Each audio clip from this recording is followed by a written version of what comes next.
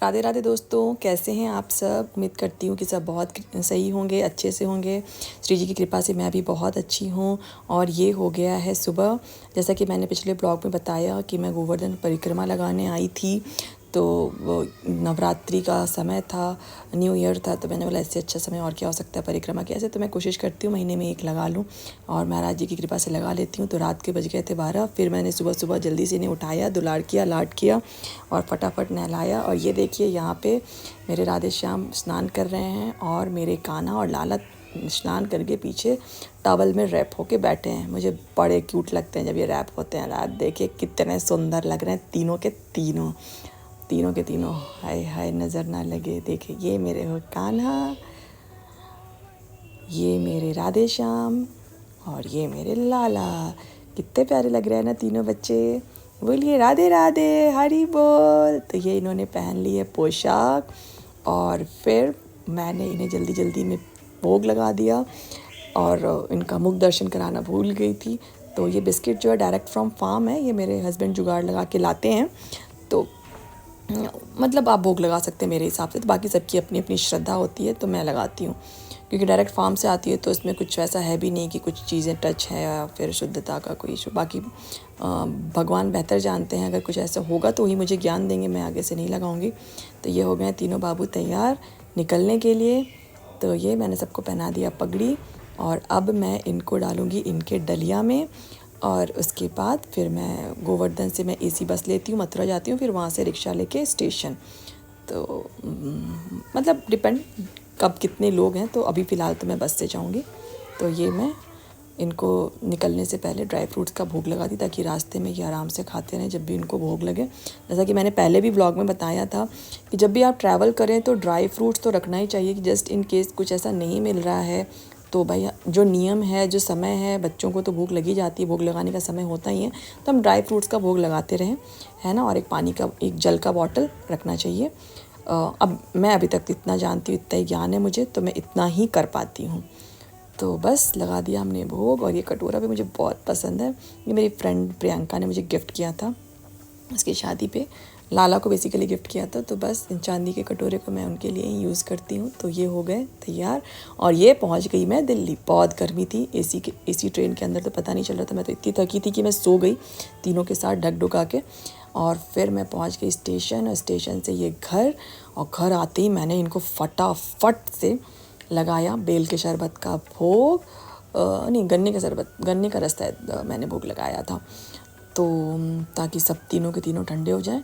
उसके बाद ही मैं राधे और कान्हा को पहुंचाऊंगी भाभी के पास। तो ये मैंने लगा दिया तीनों बाबू को भोग प्यार से, और फिर अब मैं राधे और कान्हा को पहुंचा दूंगी उनकी अपनी मैया के पास, अपनी यशोदा मैया के पास। तो कैसे लग रहा है ये पोशाक, मुझे बहुत पसंद है। घर का बना हुआ, भाभी ने बनाया है, नॉर्मल कपड़े का बना हुआ। और ये लेस भी हमने पास के शॉप से ही ख़रीदा था। और ये मल्टी कलर लेस तो खैर बहुत सारे पोशाक में हमने लगाए, बट 2 पोशाक हैं, एक येलो वाली और एक ये ब्लू वाली, इसमें बहुत खिल के आती है।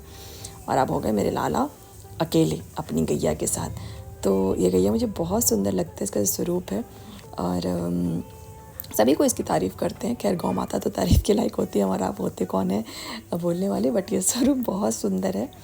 और ये अब मैं लाला को अजवाइन पानी पिला रही थी कि वहाँ पे आपने बार बार का खाना खाया था, और वृंदावन ब्रिजभूमि के जो भोजन होते हैं उसमें थोड़ा मिर्ची तेज़ होता है, तो मुझे ऐसा लगता है कि थोड़ा पेट अब ठंडा हो जाए। तो मैंने भी लाला को भोग लगाया, फिर मैंने भी उस अजवाइन पानी को पाया, ताकि थोड़ा पेट ठंडा रहे, जो कुछ भी यात्रा में कुछ हमने खाया पिया है। और फिर उसके बाद मैंने सोचा ये खिला पिला के, और दोपहर हो गया था, तो मैंने सोचा कि दो का समय हो रहा था इस टाइम पे। तो फिर मैंने सोचा कि चलो ठीक है, अब खाना बनाते हैं और इन्हें कुछ खिलाते हैं। तो मैं भाभी के यहाँ से जब आ रही थी तो मुझे कटहल दिखा, तो मैंने सोचा चलो सात्विक कटहल और आलू की सब्ज़ी बनाते हैं। तो ये मैंने कटहल और आलू को बॉईल कर लिया, थोड़ा सा तेल ले लिया, कटहल को उसमें भून लिया, फ्राई कर लिया, जो भी बोले। मैं कोशिश करती हूँ कम तेल मसाला खाने की।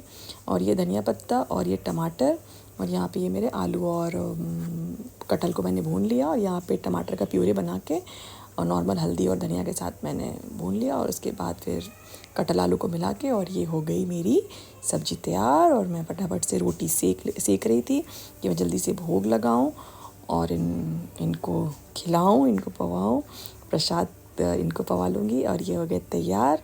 तो ये मैं ले आई प्लेट में लेके अपने बाबू को खिलाते हुए रोटी, घी लगी हुई रोटी और आलू कटहल की सब्ज़ी मैंने खिला दिया।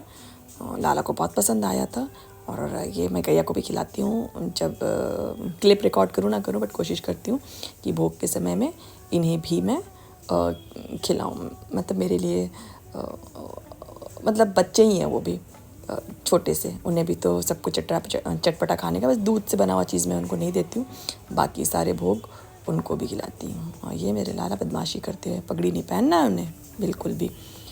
और फिर मैंने संध्या का क्लिप नहीं रिकॉर्ड किया और शाम को मैंने इत्र सेवा करके, मैं भी थकी थी, मैं खुद भी सो गई, इनकी इत्र सेवा की और फिर मैं भी सो गई। तो ये देखिए, इत्र सेवा में इन्हें बड़ा मज़ा आता है, बहुत ज़्यादा मज़ा। ये पहन लिया इन्होंने नाइट ड्रेस, मैंने इनका सर पैर हाथ सब दबा दिया और ये इनका दर्द हो गया दूर। और अब ये रेडी हो गए सोने के लिए।